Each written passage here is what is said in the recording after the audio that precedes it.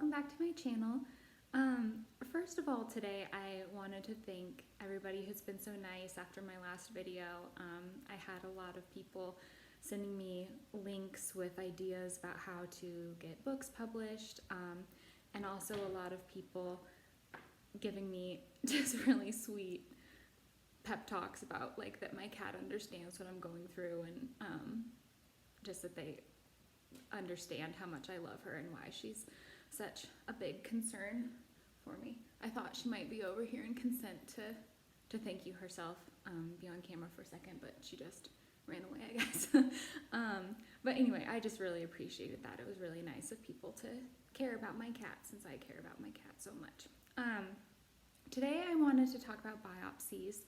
I've had 3 and they were all very different. I didn't know that there was that much variety to biopsies before I got involved in this whole cancer gig.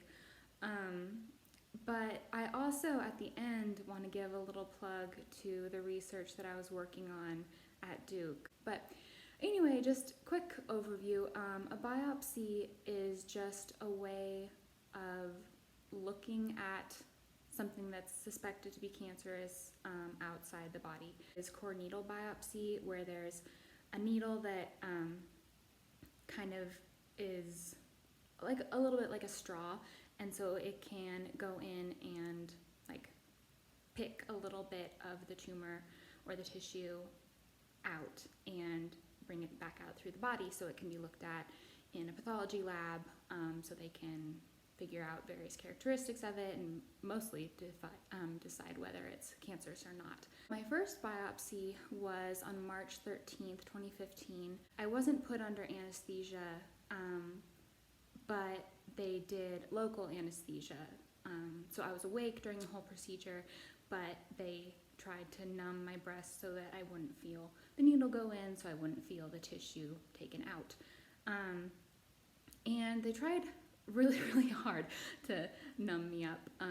It kept not working. They had to try a lot because the actual like pinching off of the tissue was just hurting so much. Eventually they got there, but it was pretty awful. I was laying on my side on the table, and there was an ultrasound technician who had the ultrasound probe on my breast so that they could see what they were doing, and I just kept trying not to cry, but it just really hurt. So luckily we got through that. I don't remember how long it took, but it felt like a long time. And then after that, I was told, not to really do anything strenuous for a few days. I think I wasn't supposed to lift over like 5 pounds maybe. And so that was a Friday, and then I got the results for that on the following Monday. Which felt like a long time, but I tried to keep myself distracted over the weekend. Saturday was pie day, and so I had a pie party. Sunday I just went to church and hung out at my parents' house, just waited around. So anyway, I do have my result here, and I just wanted to mention a few things on it, because then I'll mention the same about my most recent biopsy. But anyway, the biopsy result basically just says, what size they thought the tumor was based on the biopsy, which ended up being a little bit different from what they decided when they actually surgically excised it, which isn't surprising. But it says basically diagnosis: left breast, moderately differentiated invasive ductal carcinoma with minimal duct carcinoma in situ. So basically that means cancer. And then the biggest things that played into my treatment after this was, so they tested for estrogen receptor, progesterone receptor, and HER2, which are various characteristics people might have heard of. HER2 cancer is, I think, one of the more aggressive ones, and I was HER2 negative. So that was good for me. And then estrogen receptor and progesterone receptor, which are known as ER and PR, I was 99% and 89% positive on those, which is strong intensity, which for treatment actually is a really good thing, because that means that cancer thrives on estrogen and progesterone. And so if those hormones are kind of taken out of your body, the the hope and the truth seems to be that the cancer will not really do well. So that meant that I just did hormone therapy. It's a pill called tamoxifen, which basically I think bound with the estrogen before the cancer could. So anyway, I think that's all I have to say about the first biopsy.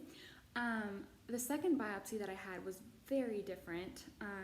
It was an endometrial biopsy, and I still am a little unclear about how this kind of works. It's so odd to me. But basically, you know, they just use all their shiny metal instruments to hold your cervix open, and then they have a like metal wand looking thing that they kind of swirl around the inside of your uterus like a cotton candy machine, but way less fun. And I had this done in Durham at Duke Hospital, so it wasn't a doctor I was familiar with. And she kept saying, like, this will be kind of crampy. And I just feel like that's the worst description. Like, I feel like cramps, I mean, they're bad, but they're not, well, for me, they were never, like, that awful. I don't know. Just crampy didn't accurately describe it. It was more like stabby or something. But anyway, what I found so weird about the endometrial biopsy was, so they just, like, swirl the thing around, like, a couple times. I don't know, it didn't take that long. It felt, again, like it took a long time, but I think it really didn't. But I asked the OBGYN, like, what are the chances that you just completely miss the cancer if it's there? Because it's not like you're aiming for something in particular, you're just taking kind of like random sampling of, you know, the uterus walls. And I wish I could remember the exact statistics that she gave me. So I hesitate to say this because I might be totally wrong. But I think she said that there was a less than 4% chance of missing the cancer if it was there. And I tried to find something on the internet before I started filming this video to see if I could, like, verify that, and I couldn't find anything, so I don't remember. But in any case, this is a fairly common procedure, and I guess they all think that it's fairly trustworthy. So I don't remember how long it took me to get the results from that biopsy, mostly because that biopsy was negative and I didn't have endometrial cancer. So I don't remember when I got that good news because it was just good news and I promptly forgot. So anyway, then my most recent biopsy was January 24th. Yes, January 24th of this year. And it was, again, very different. So it was a biopsy of my hip bone. But for this, I was under not general anesthesia. It's what they do for, like, colonoscopies where you're, like, kind of asleep, but not really. I wish my sister was here so I could ask her what this is called. Something like mild sedation. Hey Heidi, good timing. For my biopsy, what was I under? Generalized sedation, or what is it called? Conscious sedation. Okay, thank you.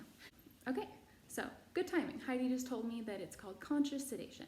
And so I sort of remember the biopsy, but not very much. And oddly enough, it was CT guided, which I found really weird. I had never heard of that before. And I told my advisor about it too, and I think he hadn't really heard of that either. CT seems like a very clunky method to use for a biopsy, but what do I know? So anyway, I got the results from that biopsy about 5 days later, which felt horrible. As I mentioned in a past video, it felt like a really long wait. And I have those results too. Basically, I was just very interested to see that both the estrogen receptor and progesterone receptor positivity went down. I don't know if that's common, but it's like a watered down ER and PR plus from what I had before of the 99 and 89%. So I don't know. So I know I haven't really talked about x-rays before, but an x-ray is basically just a shadow. If you can imagine that, sunlight behind you could actually go through parts of your body differently depending on the density. That's basically what an x-ray is. And so, bones that are denser don't let as much radiation through. Lungs that are more filled with air, obviously, and are less dense let more radiation through. And what my advisor's lab has been working on is what happens to all the radiation that gets blocked, essentially, and scatters off.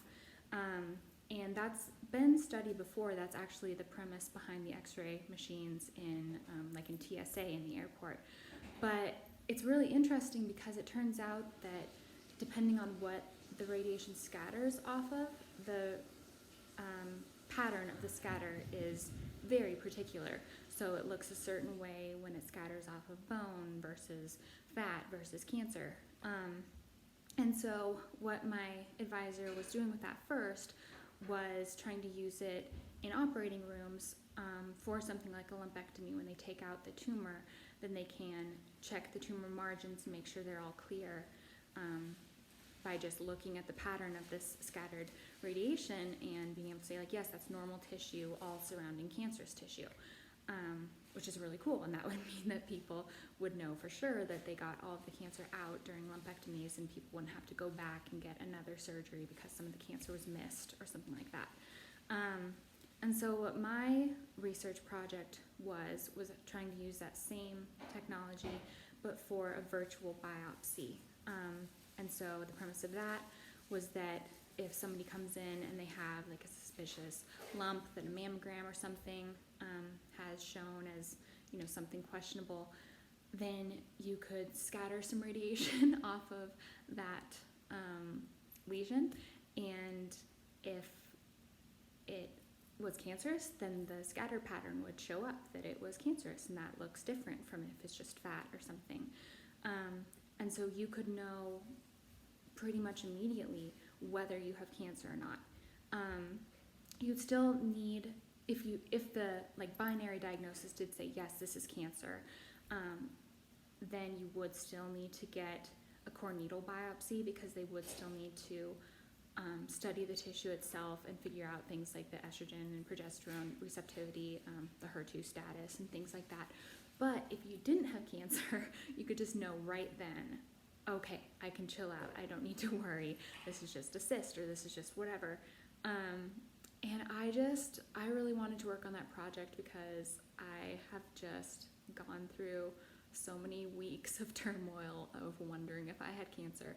And if I could have just known, even if I just knew that I had cancer, if I could have just been told that the day that the fear arose, I just would have felt so much better, because I just feel like it's better to know than to not know, even if the news is bad.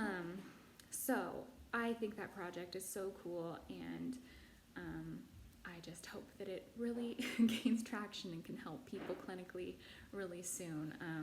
Other people in my advisor's lab were making really cool additions to it. We were trying to make it into a system that could work 3D. It's very good at thin specimens, but we want it to be able to work for a whole breast or something. And then somebody else in my lab was trying to use machine learning to make a computer classify the spectra that we get from the X-ray diffraction to say whether it's cancer, so it isn't just a human saying yeah, it's roughly this shape, but so a computer can say no, it fits this shape to this degree of accuracy, and so it's this probability cancerous or whatever. So anyway, that was just a kind of quick overview of biopsies. If anyone has any questions about those or anything else, please let me know, and as always, I'd be really happy to answer those questions as much as I can. Thanks for watching. Bye.